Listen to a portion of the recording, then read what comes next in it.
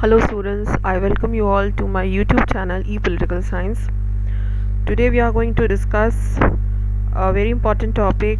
that is text and context, uh, classical political philosophy. And in the third year, that is the semester 5, this paper, classical political philosophy, which you have to read, it is divided into 4 units, and within that the first unit, that is on text and context, this is very important, जिसे हम हिंदी में पाठ और संदर्भ कहते हैं या पाठ और व्याख्या भी कहते हैं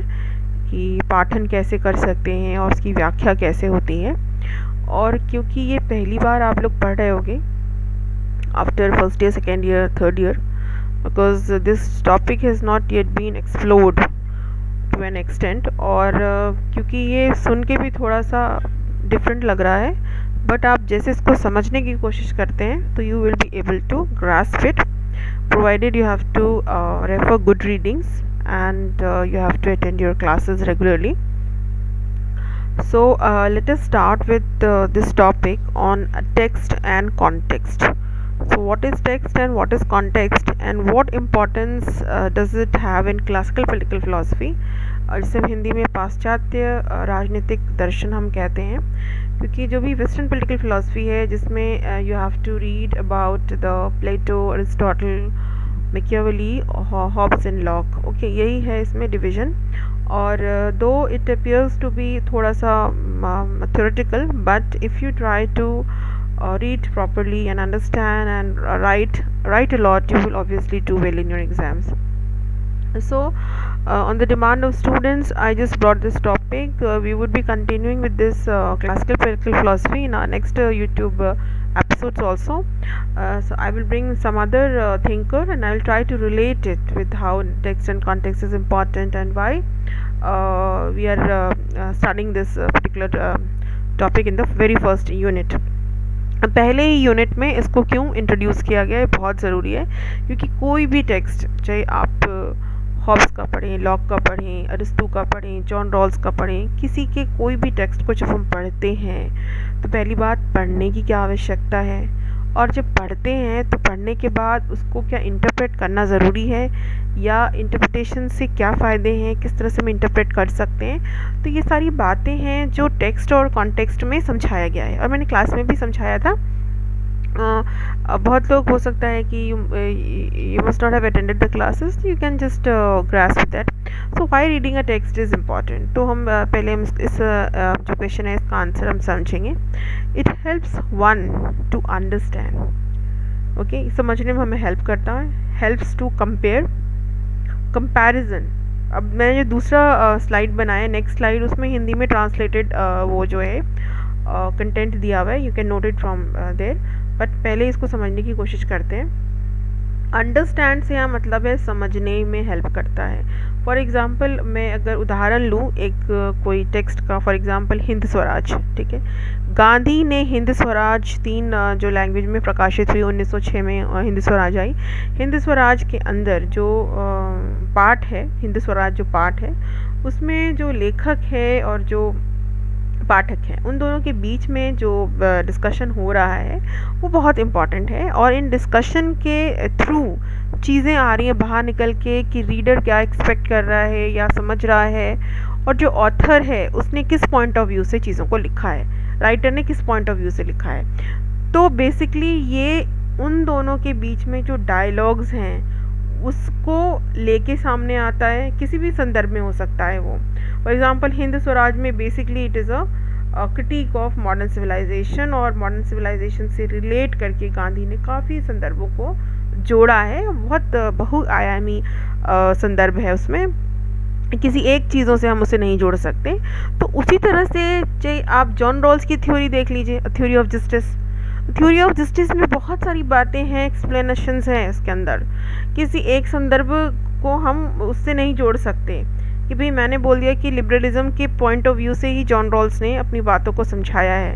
ठीक है। जब हम उसको बारीकी से पढ़ते, अब ये बहुत ज़रूरी होता है कि हम कहते हैं कि टेक्स्ट का सूक्ष्म पाठन, सूक्ष्म पाठ मतलब एकदम आप बहुत बारीकी से उसे पढ़ते हैं, समझने की कोशिश करते हैं। दूसरा क्या हमें टेक्स्ट हेल्प करता है करने में, वो है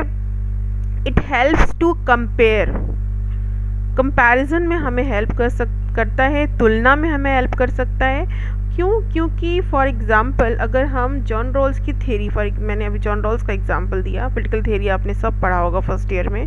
और आप थर्ड ईयर में आ गए, अगर रिविजन कर रहे हो तो अच्छी बात है, यू कैन रिलेट, अदरवाइज पुराना सारा भूल गए और अब नया पढ़ रहे हो पाश्चात्य राजनीतिक चिंतन, तो उसमें बहुत सारी चीज़ें आप ऑब्वियसली नहीं रिलेट कर पाओगे। तो जॉन रॉल्स की थ्योरी हो गई जस्टिस की, अरस्तु की थ्योरी ऑफ जस्टिस, वो भी आपने पढ़ रखी होगी। तो इन दोनों में क्या अंतर है? काफ़ी अंतर है, कुछ हद तक सिमिलैरिटीज़ भी हैं। तो ये बात बहुत ज़रूरी है समझना कि ऐसा क्यों है कि हम किसी थिंकर को जिसने उसी संदर्भ में, फॉर एग्जांपल, संदर्भ से यहाँ मतलब है कॉन्टेक्स्ट, जिसे मैंने न्याय के संदर्भ में,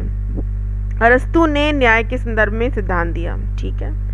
अब जॉन रॉल्स ने इतने साल बाद 1971 में भी न्याय के संदर्भ में सिद्धांत दिया,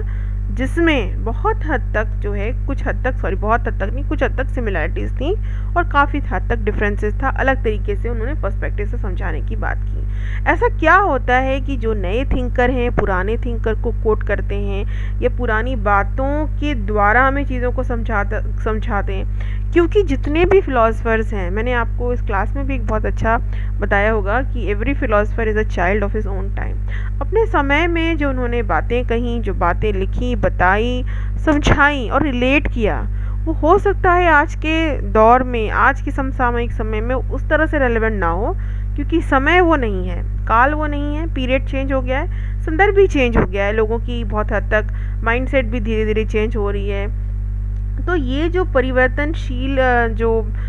मतलब फ़िलॉसफ़ी है और जो हमारा कॉन्टेक्स्ट है, उसके आधार पर चीज़ें, परिस्थितियाँ भी बदलती हैं और आइडियोलॉजी भी काफ़ी हद तक चेंज होते रहते हैं, क्योंकि स्टैग्नेंट कुछ भी नहीं होता, सोशल साइंस में स्टैग्नेंट कुछ भी नहीं है। तो basically it helps to compare, और कंपैरिजन एक बहुत अच्छा आधार है जिससे हम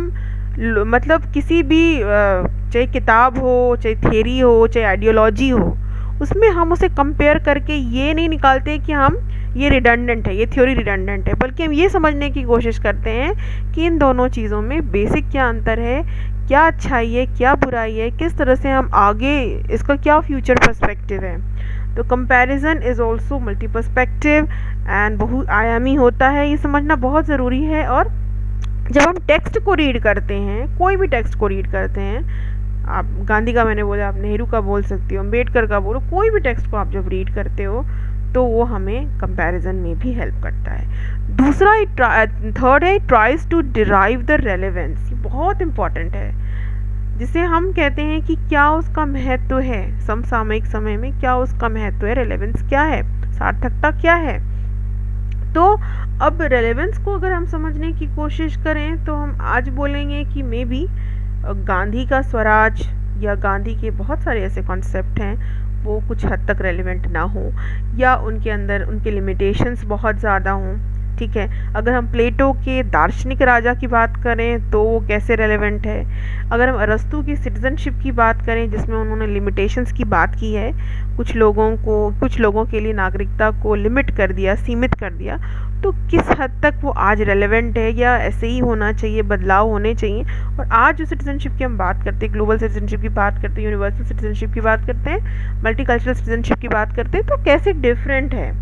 तो first of all we need to have a broad horizon. किसी भी चीज़ को समझने के लिए अपने जो आपके दिमाग हैं उनको पूरी तरीके से आप ओपन रखिए, क्लोज्ड मत रखिए। ओपन रखने से मेरा यह मतलब है कि don't go for road learning and road writing, because in the class or in any institute where you just start writing things without understanding and you just get hold of notes from others and try to just replicate and gobble it up in the exams, it won't help you, because mostly ये जो questions हैं उनका nature आजकल बहुत change हो रहा है, बदलाव हो रहे हैं, वो काफ़ी डिफरेंट पैटर्न आ रहे हैं। अंडरस्टैंडिंग अगर क्लियर है तो ही आप आंसर लिख सकते हैं, नहीं तो रट के you won't be able to be successful in the long term. Then the fourth point here is the meaning of a text is something which is created by its author and given to a text in the process of writing. अब इसकी हिंदी जो है मैं आपको दूसरे slide में दिखाती हूँ। इसकी हिंदी यहाँ पे है, एक पाठ का अर्थ कुछ ऐसा होता है जो उसके लेखक द्वारा बनाया जाता है और लेखन की प्रक्रिया में एक पाठ को दिया जाता है। तो इसमें हम क्या समझने की कोशिश करते हैं कि फॉर एग्ज़ाम्पल जो भी एक पाठ के अंदर हम जो अंडरस्टैंडिंग होती है वो लेखक के द्वारा, वो ऑथर के द्वारा दिया जा रहा है, और जब उस लेखन की प्रक्रिया, उस राइटिंग के प्रोसेस में उस पाठ को हम समझने की कोशिश करते हैं कि एग्जैक्टली इसमें क्या लिखा गया है और क्या कहने की कोशिश कर रहा है ऑथर। तो why writing a text is very important, और जब हम उसको reading a text is very important, and when we are reading a text how do we interpret it, and what are the ways through which we can interpret it, and who are the scholars who are actually arguing about this particular reading a text and interpreting it and contextualizing it। क्योंकि हर चीज़ का संदर्भ अगर हम नहीं जोड़ेंगे